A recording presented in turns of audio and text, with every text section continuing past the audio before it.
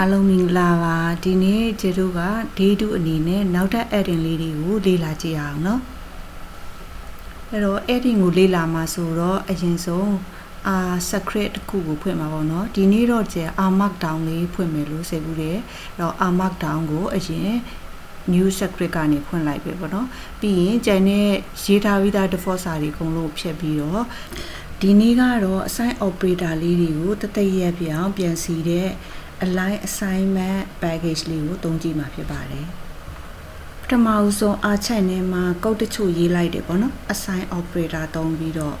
အခုလိုမျိုးကုတ်ရေးထားတဲ့ assign လေးတွေကမညီမညာဖြစ်နေရပေါ့နော်ဒါပေမဲ့တကယ်လို့ဒီကျတို့တွေဒီတဲ့ပုံများတဲ့ကုတ်တွေရေးတဲ့ခါကြလို့ရှိရင်မညီမညာဖြစ်တာကတိတာလာမှာalign assign ကိုလွယ်လွယ်ကူကူမြင်မြင်ဆက်ဆက်လုပ်လို့ရတဲ့ operator လေးရှိတယ်။အဲ့ဒီထဲမှာထည့်ထားလို့ရတယ်။အဲ့ဒါလေးကိုပြောင်းနှိပ်လိုက်တာနဲ့ကျတို့ရဲ့ align assign operator တွေအားလုံးကလှလှပပစီပြီးသားဖြစ်သွားပြီ။သူ့ကို GitHub ကနေပြီးတော့ကျတို့ tip2 ခံပြီးတော့ install လုပ်လို့ရတယ်။ကုတ်ထဲမှာပါတယ်ပေါ့နော်။နောက်တစ်ခုကတော့ကိုယ့်ရဲ့ presentation အရန်ကြီးကိုပြင်းစရာကောင်းနေတဲ့ audience တွေအတွက်နည်းနည်းပြင်းနေတယ်လို့စိတ်ကူးရလို့ရှိရင်ကျတို့အထဲထဲမှာ animation ပုံလေးတွေထည့်ဖို့အတွက်အသုံးပြုတဲ့ဟာလေးဖြစ်ပါတယ် give ဟာလို့ဆိုပါတယ် give VR ပေါ့နော်သူ့ထဲထဲမှာဒီကျတို့ editing ကနေတက်ဆင်းဒီလိုမျိုးကိုလိုချင်တဲ့ပုံလေးတွေကိုတိုက်ရိုက်ခေါ်လို့ရတယ်ဒါဆိုရင် happy ဆိုရင် happy ပေါ့နော် funny cat ပေါ့စသဖြင့်ကိုလိုချင်တဲ့